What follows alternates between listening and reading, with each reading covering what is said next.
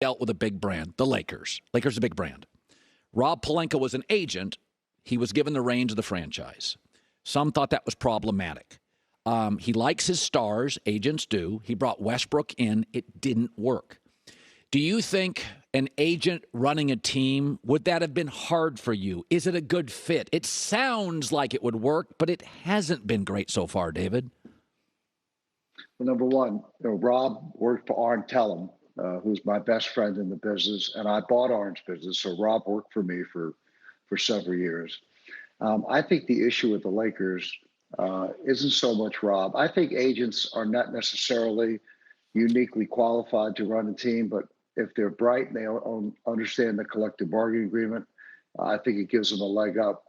On the other hand, I think that so much competition amongst the agents and a lot of ill will that sometimes maybe it's hard to make a deal or make a trade because people have like an axe to grind. But I think that the situation with the Lakers, let's be serious. LeBron is a very special player.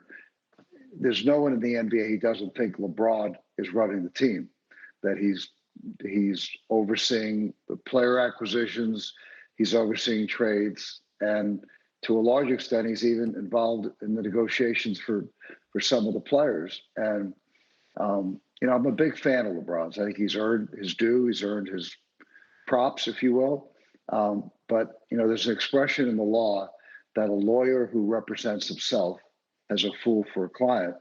I don't think agents would make it very well as players in the NBA, and I don't think that players necessarily are qualified to be general managers. So I think there needs to be more of a line drawn. And I don't think LeBron's helping himself, truthfully, in doing that because he's at the tail end of his career. He wants to win a few more rings to get in the conversation about who's the GOAT. I don't think you get in the conversation until you win at least 6.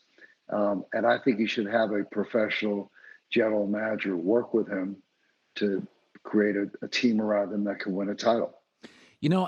I could be naive here, David, but I don't think, when I think of Michael, I don't think he wanted to control personnel. Again, I could be totally naive, but, Michael gave of himself to Phil Jackson. He trusted Phil.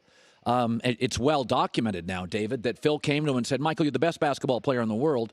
You've got to trust your teammates a little more. And Michael just gave himself to Phil. I mean, that's not easy. So that my interpretation is Michael didn't want to control personnel. Am I right or wrong on that? I don't think Michael felt the need to control personnel. And unlike LeBron, Michael had the exact opposite dynamic. He had a general manager, Jerry Krause, who believed that players didn't win championships, organizations won championships. So he sort of went the other direction of what's happening today and really didn't give a lot of input to Michael. Now, the owner did. Jerry Reinsdorf, is like one of the great owners in sports. He's bright, tough, but very bright, fair. He solicited Michael's opinion on big things. But as I said, I think that even ex-players, if you look at ex-players as general managers, a few of them have done really well, like Danny Ainge, Danny Ferry, Larry Bird.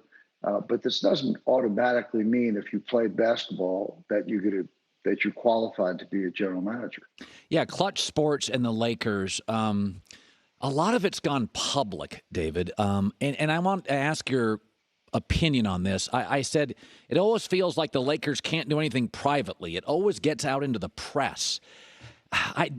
Is there ever an advantage to that? Is that a strategy by the Lakers, or did you want to do stuff privately, then unveil it to the media and the fans? I always wanted to do stuff privately, Colin, because there's so much pressure in this business to make deals, to make trades, to sign free agents, that you don't want to put the spotlight while you're doing it.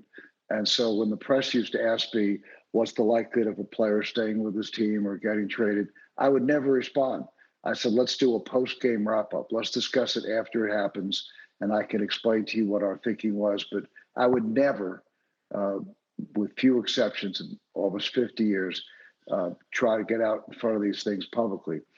To go one step further, because the NBA shares the revenues 50-50 with the players, 50.1 to be exact, the more things that get out publicly, which undermine the credibility of the business of basketball, cost the players money.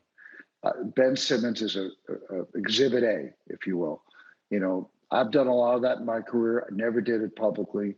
I think it undermines your relationship with management, makes it more difficult to do it the second time around. And more importantly, I think the public is fed up with guys making $40 million who feel they're not being treated fairly by their team in an age we're having inflation and a pandemic and people having trouble paying their bills.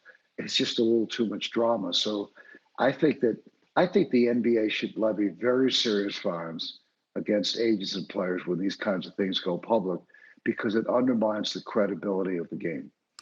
You know, I want to go into a couple of different areas here. So Michael Jordan famously said, I would never recruit my rivals to come to my team. So we have a cultural change where that is more understood now. But there are certain players, Damian Lillard, like he wants to be in Portland. And Giannis, he wants to be in Milwaukee. And Luka may not be the personality that he's going to get on the phone and call up guys. Now, Steph Curry has, KD has, LeBron has. As an agent, would you be comfortable with your player that you represent getting on the phone and recruiting guys? What do you make of that?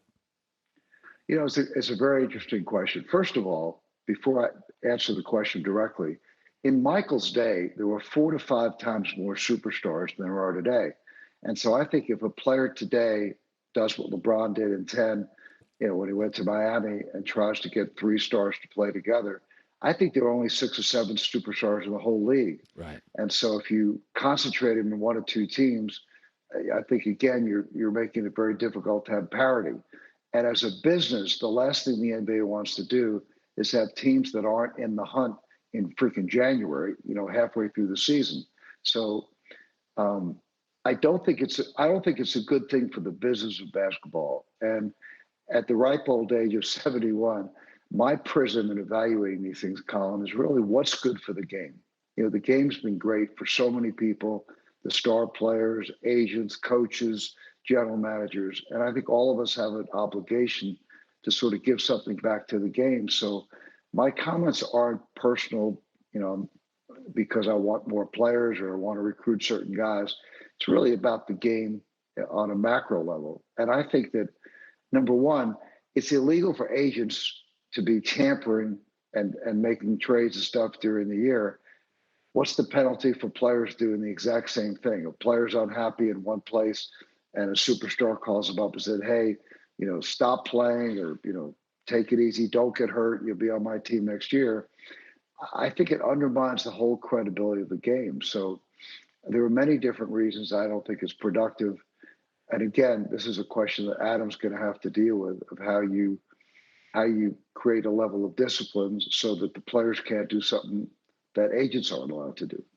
You know, I knew David Stern. He used to come on my show twice a year, and we would argue, and it was great. It was very fun and playful, but I loved wrestling with him. And he was tough. Me too. Yeah, he was a smart guy. And but I mean, he would go back at me and back and forth, and I liked the tug of war.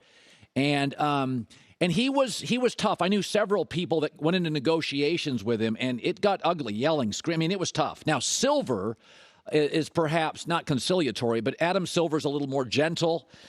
He tends to be viewed as more pro player, and I don't know if that's true or not. Is there anything, and maybe it's because when David took the league over and you ran it, you were coming from a place that the league was broken and you guys were fixing it. That's quite possible. Now the league is crushing.